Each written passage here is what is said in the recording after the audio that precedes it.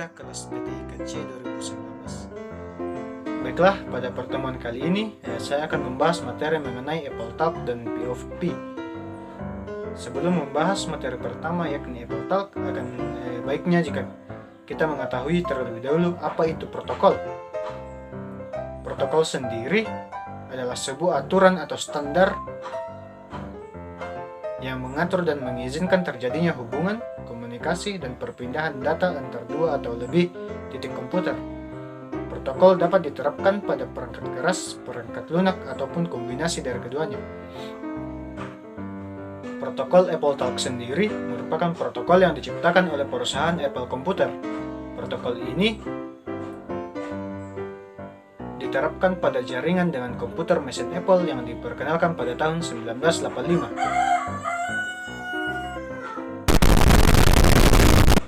Adapun protokol-protokol yang ada di dalam protokol AppleTalk sendiri, yang pertama yaitu AppleTalk Filling Protocol atau AFP. AFP adalah sebuah protokol yang mengatur penerimaan dan pengiriman file dari komputer Apple. Kemudian yang kedua yaitu Zone Information Protocol atau ZIP. ZIP merupakan protokol yang mengatur suatu daerah atau zone yang dibuat jaringan komputer.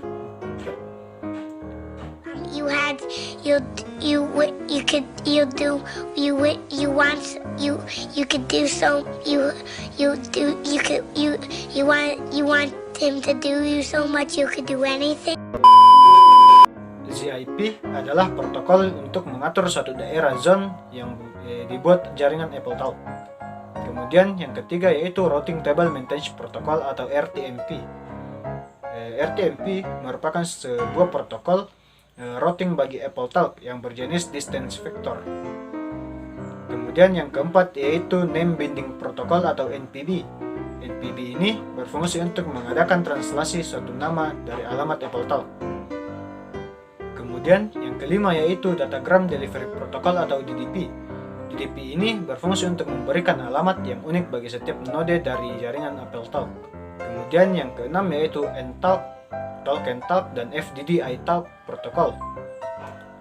Protokol-protokol ini merupakan protokol yang menunjang jaringan Ethernet, token, dan FDDI jaringan AppleTalk. Yang ketujuh yaitu AppleTalk Address. AppleTalk Address ini terdiri dari dua bagian, yaitu 16 bit untuk nomor jaringan dan 8 bit untuk nomor node. Kemudian yang ke-8 yaitu AppleTalk Zone, dan yang ke-9 yaitu AppleTalk Discover Mode. Materi selanjutnya yaitu POV atau Post Office Protocol. Istilah Post Office Protocol atau POP ini dalam jaringan internet mungkin terdengar asing. Namun Post Office Protocol atau POP ini selalu digunakan setiap hari oleh jutaan orang di dunia.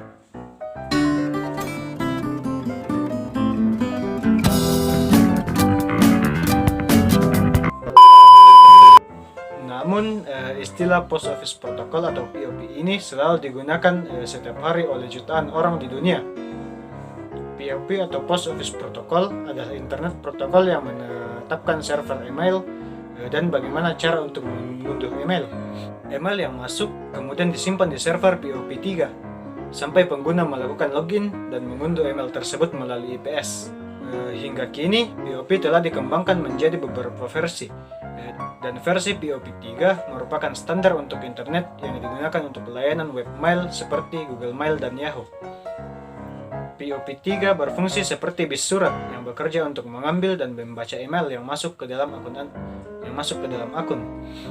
Fungsi utamanya adalah untuk menyimpan sementara email yang terkirim dari sebuah email server, kemudian meneruskannya ke email client.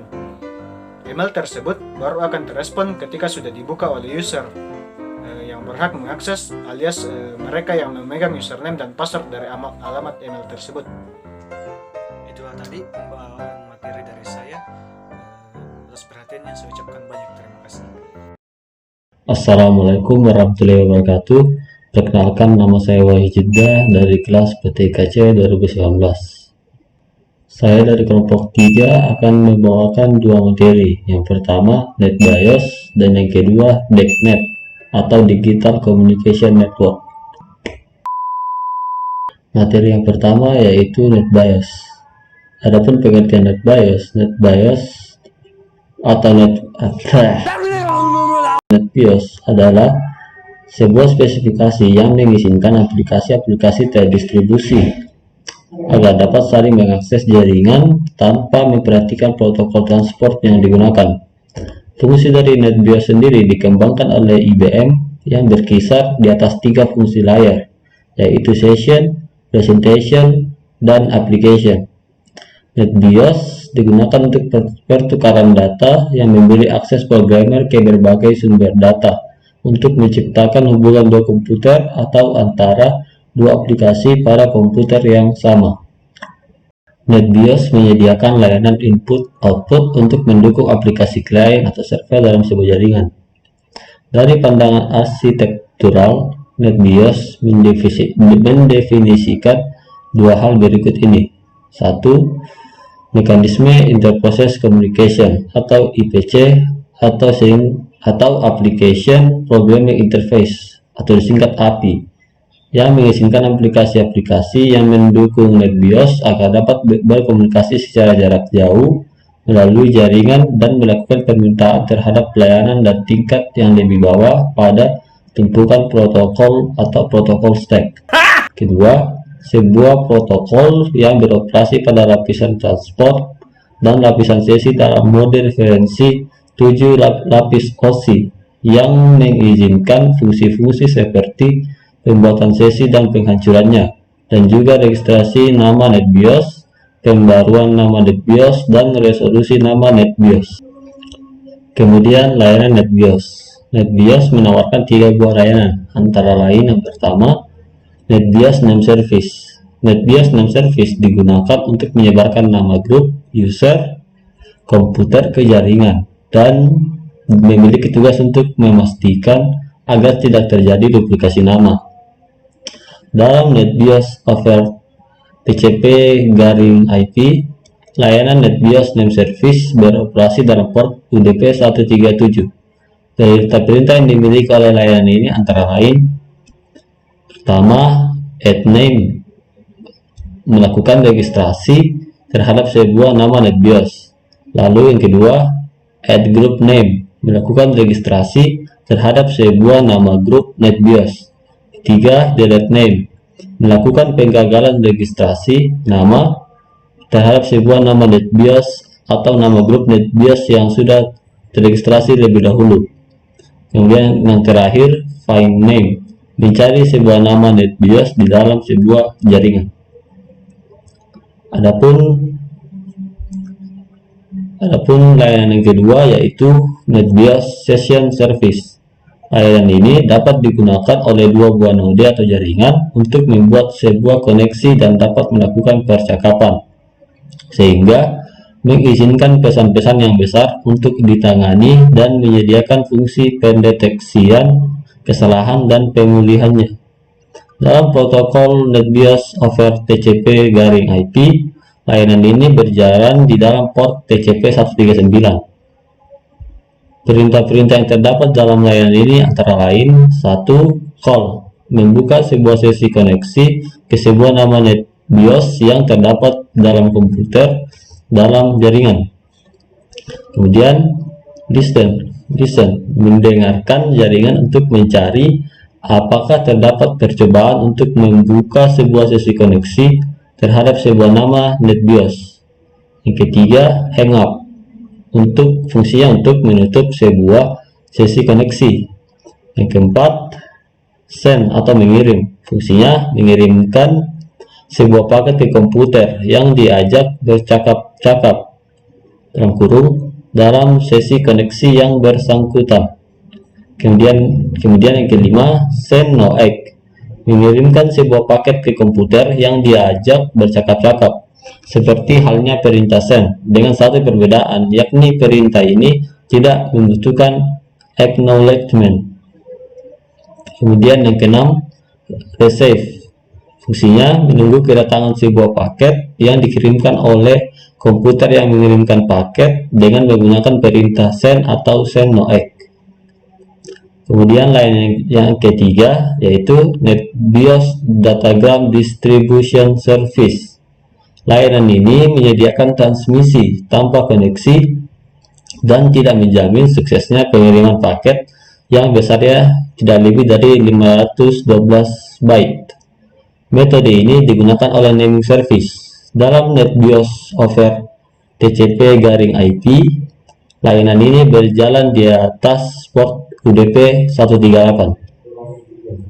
Layanan ini memiliki beberapa perintah, antara lain 1.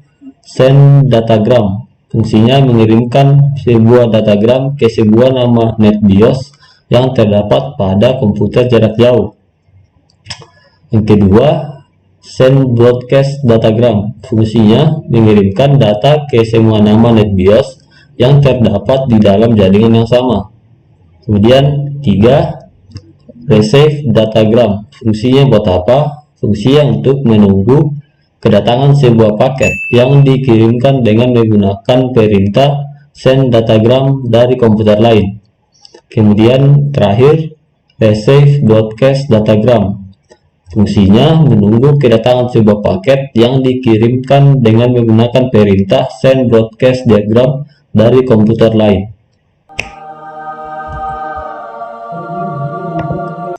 Kemudian materi yang kedua yaitu DECnet atau Digital Communication Network. Adapun pengertian dari DECnet merupakan rangkaian protokol jaringan yang dibuat oleh Digital Equipment Corporation atau disingkat DEC. Awalnya dirilis pada tahun 1975 dalam rangka untuk menghubungkan dua PDP-11 atau mini komputer.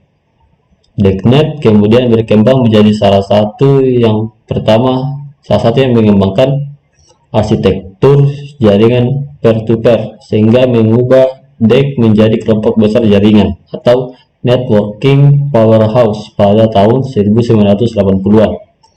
DECnet adalah sekumpulan produk perangkat keras dan perangkat lunak jaringan yang menggunakan Digital Networking Architecture atau DNA.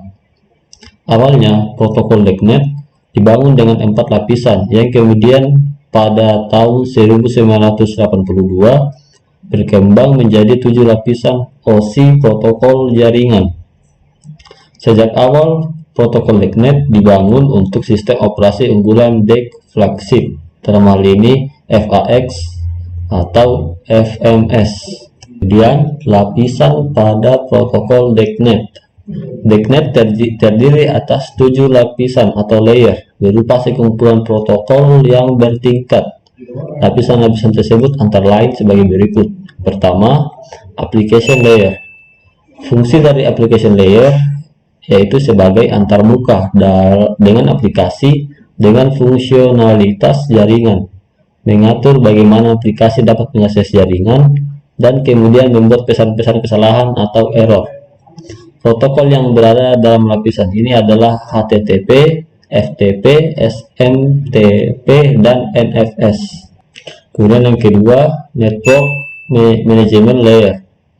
Dan yang ketiga, Session Layer. Fungsi dari Session Layer yaitu mendefinisikan bagaimana koneksi dapat dibuat, dipelihara, atau dihancurkan. Selain itu, di level ini juga dilakukan resolusi nama. Kemudian yang keempat, Transport Layer. Fungsinya memecah data ke dalam paket-paket data serta memberikan nomor urut ke paket-paket tersebut sehingga dapat disusun kembali pada sisi tujuan setelah diterima. Selain itu, pada level ini juga membuat sebuah tanda bahwa paket diterima dengan sukses atau acknowledgement, dan mentransmisikan ulang terhadap paket-paket yang hilang di tengah jalan atau missing.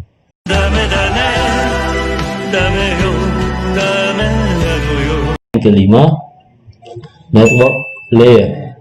Fungsinya untuk mendefinisikan alamat-alamat IP, membuat header untuk paket-paket, dan kemudian melakukan routing melalui internet networking dengan menggunakan router dan switch layer 3. Kemudian yang keenam, data link layer.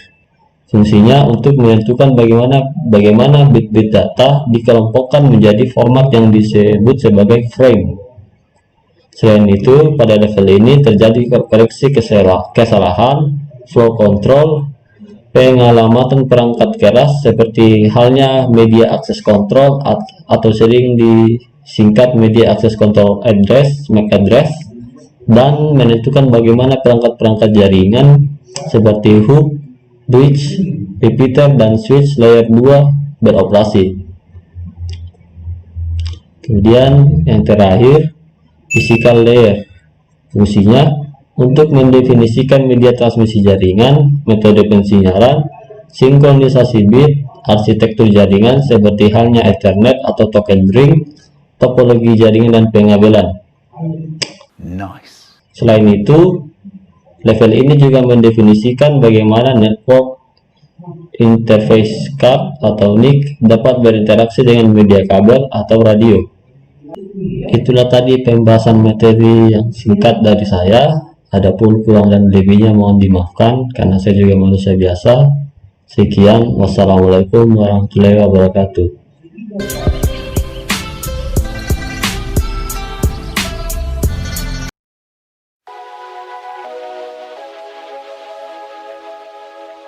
Assalamualaikum warahmatullahi wabarakatuh. Perkenalkan, nama saya Muhammad Anas dari kelas PTIKC 2019. Jadi kali ini saya akan membahas tentang PPP atau point to point protocol dan SNA atau arsitektur jaringan sistem. Nah, yang pertama ada point to point protocol atau PPP. Nah, PPP ini adalah protokol komunikasi lapisan data link yang digunakan untuk mengirimkan data multi protokol antara dua komputer yang terhubung langsung atau point to point. Nah, ini adalah protokol berorientasi byte yang banyak digunakan dalam komunikasi broadband yang memiliki beban berat dan kecepatan tinggi. Nah, kemudian komponen daripada PPP itu sendiri adalah protokol berlapis yang memiliki 3 komponen.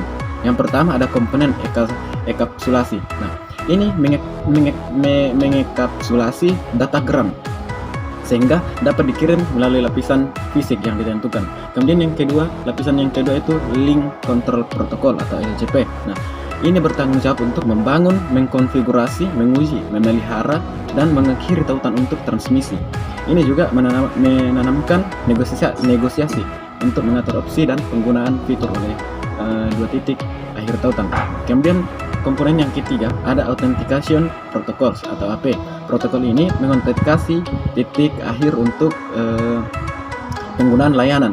Nah, 2 protokol autentikasi PPI ini terdiri dari protokol autentikasi kata sandi atau PAP, kemudian challenge handshake authentication protocol atau CHAP, kemudian bingkai PPP atau bingkai point to point protocol. Nah, bingkai PPP adalah protokol berorientasi byte di mana setiap bidang bingkai terdiri dari 1 atau lebih byte. Bidang kerangka PPP itu terdiri dari yang pertama itu ada bendera.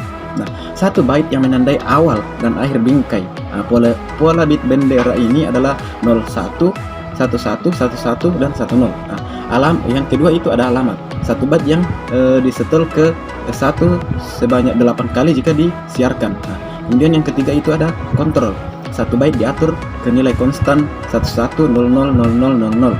Kemudian ada protokol 1 atau 2 byte yang menentukan jenis data yang ada di kolom payload. Kemudian yang terakhir itu ada payload. Nah, ini membawa data dari lapisan jaringan. Panjang maksimal bidang muatan adalah 1500 byte. Namun ini dapat dinegosiasikan antara titik akhir komunikasi. Kemudian pembahasan yang kedua atau materi yang kedua ada SNA atau arsitektur jaringan sistem atau System Network Architecture. Nah, SNA adalah singkatan dari arsitektur jaringan sistem atau System Network Architecture. Nah, adalah seperangkat standar dan protokol jaringan mainframe IBM yang diperkenalkan pada tahun 1974. Arsitektur jaringan sistem ini atau SNA ini awalnya mendefinisikan arsitektur terpusat dengan host mainframe yang mengendalikan terminal, tetapi juga telah diadaptasikan untuk peer-to-peer komunikasi dan lingkungan komputasi klien atau server terdistribusi. Nah, sebelum data dapat ditransfer melalui SNA, sesi harus dibuat antara LU pada klien dan LU pada host. Misalnya server berbasis Microsoft Windows NT atau Windows 2000 yang menjalankan Microsoft SNA server dengan menyambungkan ke host mainframe dengan menggunakan SNA. SNA server menyediakan konektivitas antara lingkungan Windows dan SNA dengan menyediakan gateway SNA yang berjalan pada server berbasis Windows NT atau Windows 2000.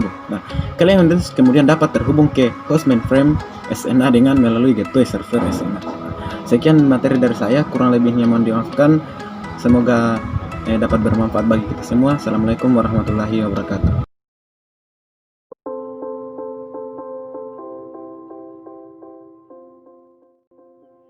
Assalamualaikum warahmatullahi wabarakatuh. Perkenalkan, nama saya Muhammad Fadli Dwi Septian dari kelas PTKC Angkatan 2019. Pada video kali ini, saya akan menjelaskan materi tentang jaringan komputer. Yang pertama ada SNMP atau Single Network Management Protocol. Yang kedua ada SLIP atau Serial Line Internet Protocol. Materi yang pertama yaitu SNMP atau Simple Network Management Protocol. Simple Network Management Protocol atau SNMP telah menjadi standar de facto untuk manajemen jaringan karena SNMP memberikan solusi sederhana dan hanya membutuhkan sedikit kode.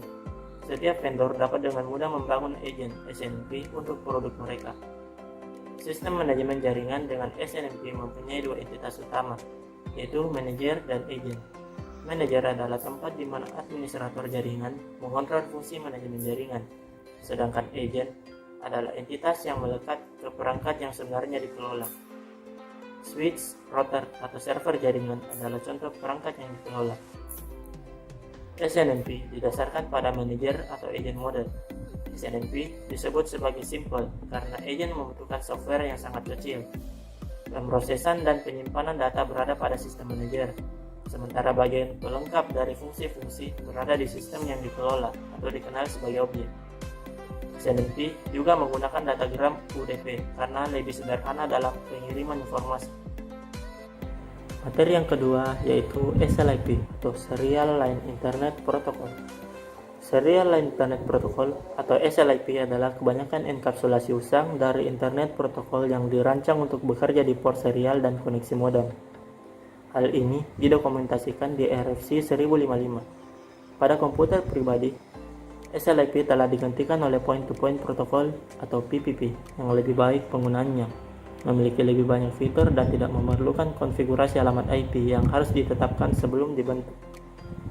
Pada microcontroller, bagaimanapun SLIP masih merupakan cara yang disukai encapsulating paket IP karena overhead yang sangat kecil. SLIP tidak menyediakan deteksi kesalahan karena bergantung pada protokol lapisan atas untuk ini. Oleh karena itu, SLIP sendiri tidak memberikan koneksi dial-up error. Meskipun demikian, masih berguna untuk menguji kemampuan respons sistem operasi di bawah beban atau dengan melihat statistik float ping.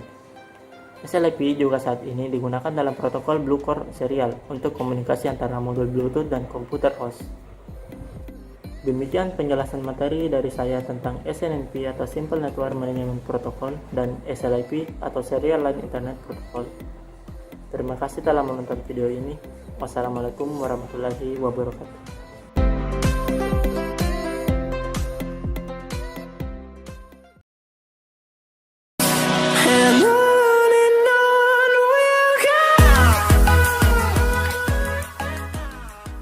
Assalamualaikum warahmatullahi wabarakatuh.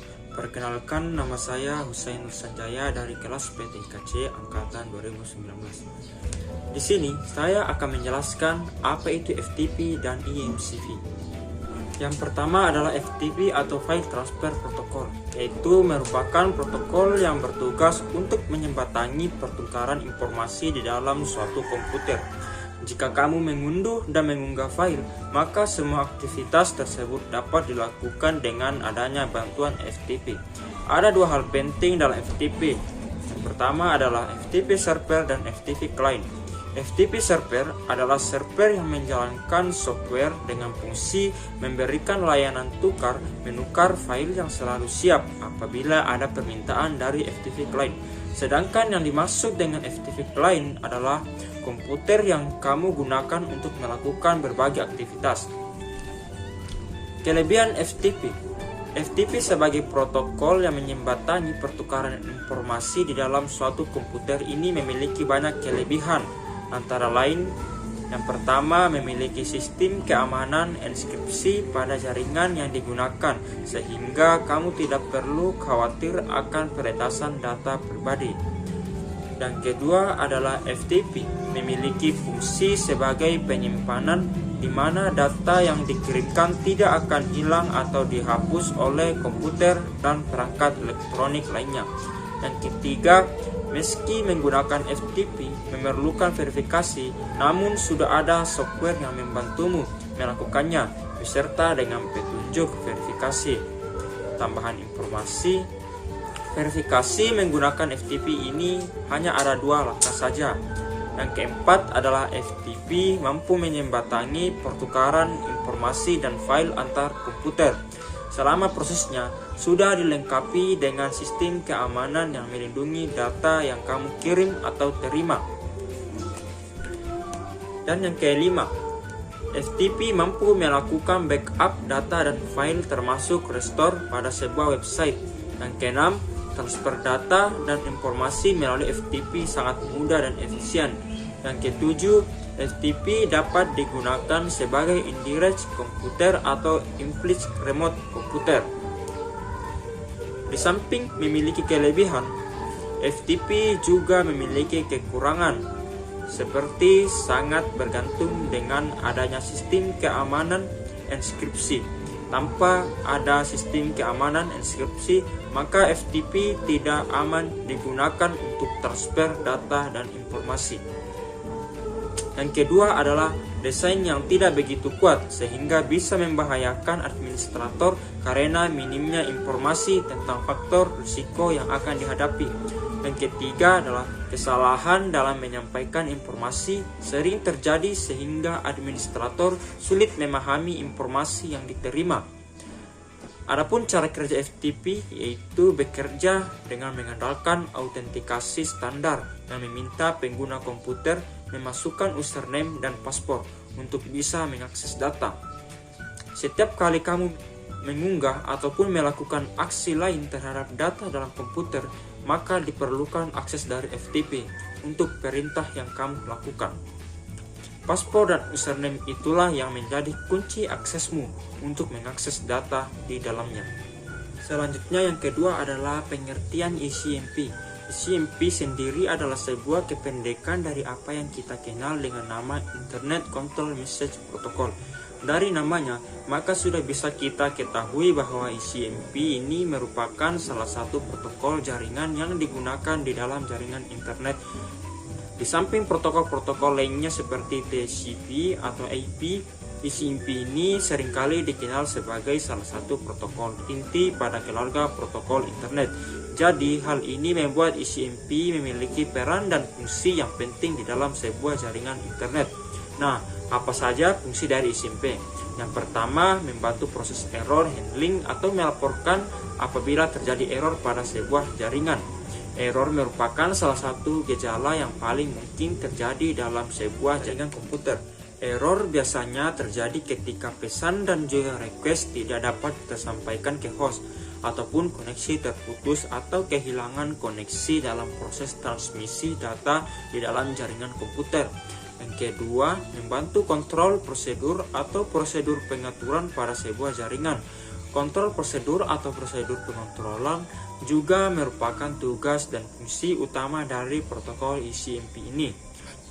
ICMP bertugas untuk mengatur dan mengontrol segala macam bentuk pengaturan pada sebuah jaringan komputer.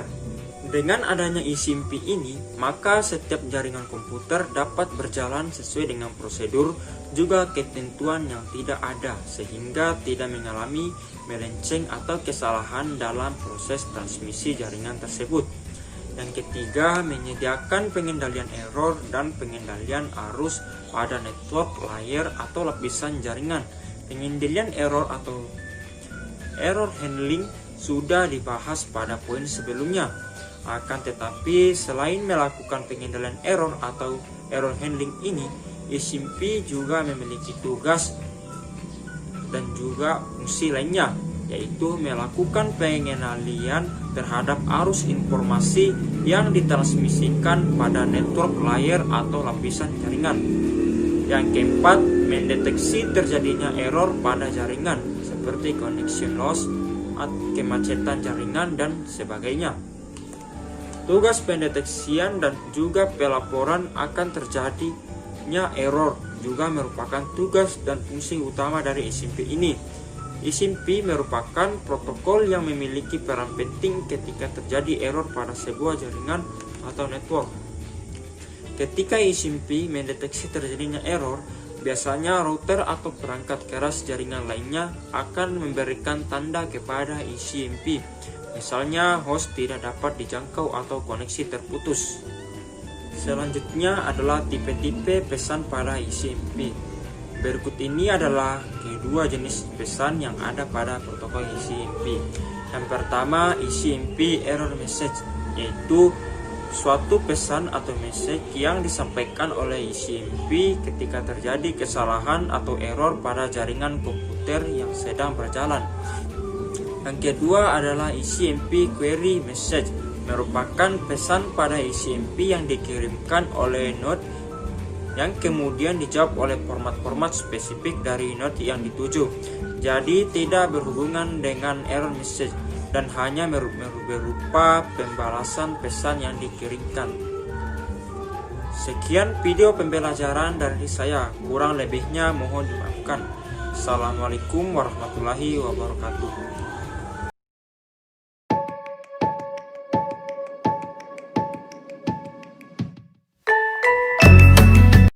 Assalamualaikum warahmatullahi wabarakatuh. Perkenalkan, nama saya Atrisandi dari kelas PTIKC Angkatan 2019.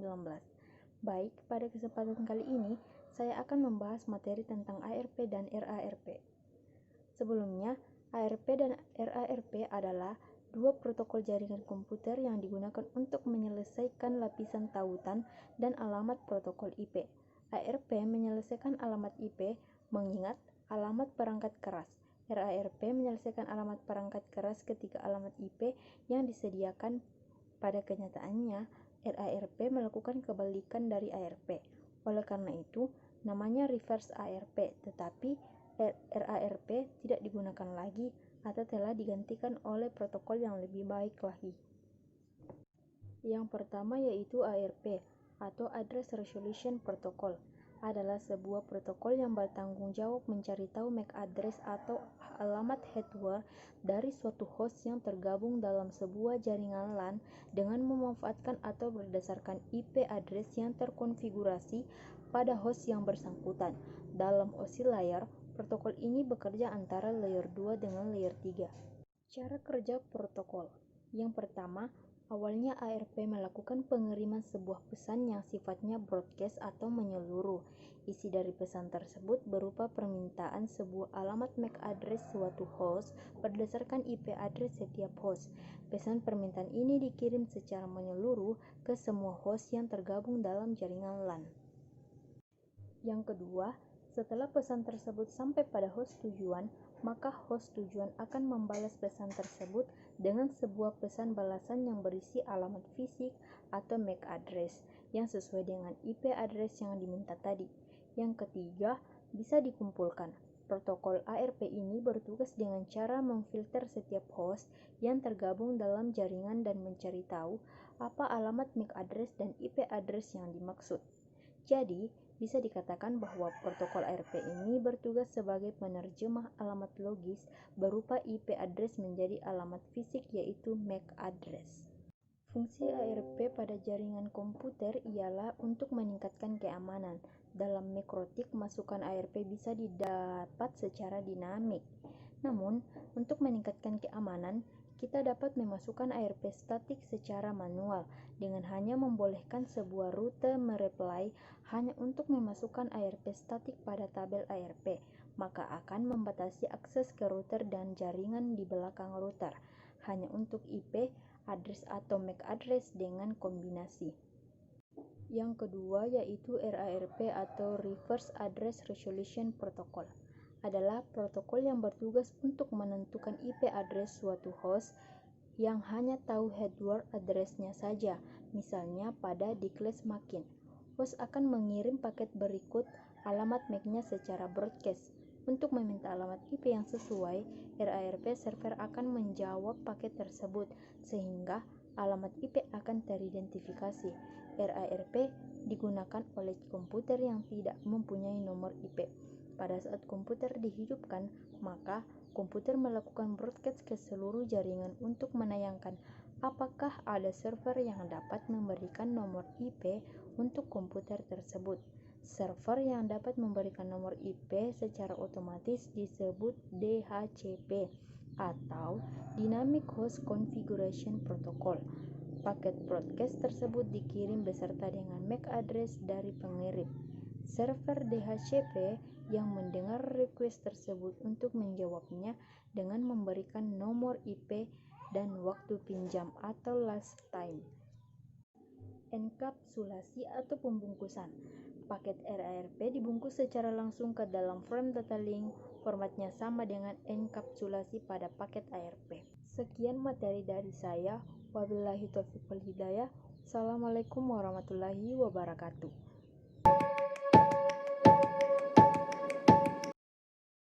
Assalamualaikum warahmatullahi wabarakatuh. Saya Rizky Anissa Basri dari kelas PTIKC Angkatan 2019. Nah, pada kesempatan kali ini saya akan membahas tentang Telnet dan DHCP. Apa itu Telnet? Telnet merupakan singkatan dari Telecommunication Network, yaitu suatu protokol klien server yang memungkinkan kita untuk mengakses komputer dari jarak jauh. Nah, Telnet yang biasa disingkat TN ini menjadi semacam emulasi terminal yang memakai protokol untuk mengakses komputer secara remote. Telnet biasanya digunakan untuk login ke komputer lain melalui internet. Nah, teknologi ini menggunakan dua jenis program, yaitu klien dan server. Lalu, bagaimana cara kerja TN ini? Ada dua program yang akan berjalan. Dua program tersebut yaitu server klien yang beroperasi pada komputer. Komputernya adalah pihak yang meminta suatu layanan, sementara itu server yaitu pihak yang menghasilkan layanannya. Jadi jika diperinci, berikut ini merupakan tugas yang dilakukan oleh klien. Yang pertama, klien menghubungkan atau membuat network antara transfer control protokol dengan server yang ada. Yang kedua, klien mendapatkan inputnya dari pihak user atau pengguna. Yang ketiga, klien kemudian melakukan format ulang input dari user lalu mengubahnya ke bentuk format standar. Setelah itu melakukan pengiriman ke server. Yang keempat, klien mendapatkan output dari server dengan format yang masih standar. Dan yang terakhir, klien akan mengubah format output tersebut untuk ditampilkan ke layar. Nah, sementara itu, berikut ini tugas yang dilakukan server. Yang pertama, server akan memberikan informasi ke server jaringan bahwa user sudah siap untuk dikoneksikan. Yang kedua, server kemudian menunggu permintaan dalam bentuk format yang standar. Selanjutnya, server mengerjakan permintaan yang sudah disampaikan itu. Dan yang keempat, server akan kirimkan kembali hasilnya ke klien dengan bentuk format yang standar. Dan yang terakhir, server kemudian menunggu permintaan lainnya yang terkirim selama proses remote. Nah, fungsi Telnet. Fungsi utama Telnet adalah untuk mengakses sebuah komputer secara jarak jauh melalui internet. Inilah yang biasa disebut dengan istilah remote access. Jadi, Telnet ini merupakan software yang memungkinkan komputer kita untuk dijadikan terminal dari komputer lain melalui internet. Nah, adapun kelebihan dari TN ini adalah user interface yang tergolong mudah digunakan, hasilnya juga bagus sehingga kita yang mengakses dari jarak jauh seperti mengakses dari dekat. Kemudian kita seperti berhadapan langsung dengan komputer lain yang sedang dipakai untuk mengeksekusi komando lain yang diberikan. Sementara itu, kekurangan dari TN adalah pemakaian autentikasi NTLM tanpa inskripsi atau perlindungan. Apa dampaknya? Hal ini tentu menjadi rentan dari sisi keamanan sistem. Ini akan memudahkan pencurian password seperti sniffer. Materi selanjutnya yaitu DHCP. DHCP adalah akronim dari Dynamic Host Configuration Protocol, yaitu protokol yang berbasis arsitektur client server yang dipakai untuk memudahkan pengalokasian alamat IP dalam suatu jaringan.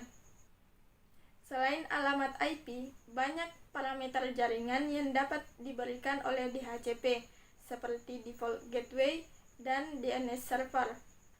Nah, DHCP ini terbagi menjadi dua, yaitu DHCP server dan DHCP client, di mana DHCP server adalah sebuah komputer yang menjalani fungsi DHCP, sedangkan DHCP client adalah komputer atau perangkat yang meminta atau merequest sebuah alamat IP kepada DHCP server. Fungsi DHCP server ialah melakukan alokasi melalui sistem distribusi menyangkut IP address server, sehingga semua klien mampu mengotomatisasi IP address dari DHCP server. Hal ini jelas sangat menghemat tenaga sekaligus waktu. Fungsi DHCP dapat maksimal jika dipakai oleh network administrasi guna melakukan kelola jaringan komputer, sekaligus pengalamatan IP address secara otomatis. DHCP juga dapat lebih mempercepat kerja komputer klien atau pelanggan ketika dalam proses pengelolaan serta pengiriman data. Terutama bagi seorang network engineer, sangat penting untuk memahami fungsi dari penggunaan materi DHCP server. Di dalam perangkat engine DHCP server tersedia alamat IP, DNS, default gateway, serta macam-macam informasi TCP/IP. Selanjutnya adalah cara kerja DHCP dalam jaringan. Terdapat 4 tahapan yang dilakukan dalam proses peminjaman IP address pada DHCP. Berikut adalah uraiannya. Tahap pertama yaitu IP list request. Tahapan pertama ini merupakan tahapan di mana si klien dalam jaringan meminta IP address yang tersedia pada DHCP server. Awalnya, saat pertama klien terhubung dalam jaringan, klien ini akan mencari dulu apakah ada DHCP server yang bekerja pada jaringan tersebut. Nah, begitu ditemukan, klien akan meminta IP address pada DHCP server yang ada. Tahap yang kedua yaitu IP list over. DHCP server mendengar broadcast dari klien yang baru terhubung dalam jaringan tadi. Kemudian DHCP server memberikan penawaran terhadap klien tersebut berupa IP address. Selanjutnya tahapan yang ketiga yaitu IP list selection.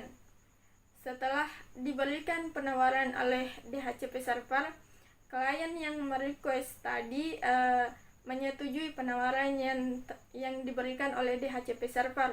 Lalu si klien memberikan pesan kepada DHCP server yang isinya adalah meminta agar DHCP server meminjamkan salah satu IP address yang tersedia dalam DHCP pool yang dimilikinya. DHCP pool sendiri merupakan range IP address yang bisa digunakan oleh host yang terhubung dengannya. Selanjutnya tahap 4. Tahap keempat ini yaitu IP list acknowledge. Pada tahap terakhir ini, DHCP server akan merespon pesan dari klien dengan mengirimkan paket acknowledge yang berupa IP address dan informasi lainnya yang dibutuhkan. Setelah memberikan IP kepada klien, DHCP server akan memperbarui database yang mereka miliki, sedangkan klien akan melakukan inisialisasi dengan mengikat atau binding pada IP address yang diberikan tadi, dan klien sudah bisa beroperasi pada jaringan tersebut. Itulah beberapa materi yang dapat saya sampaikan. Lebih dan kurangnya mohon dimaafkan. Wabillahi taufik wal hidayah. Wassalamualaikum warahmatullahi wabarakatuh.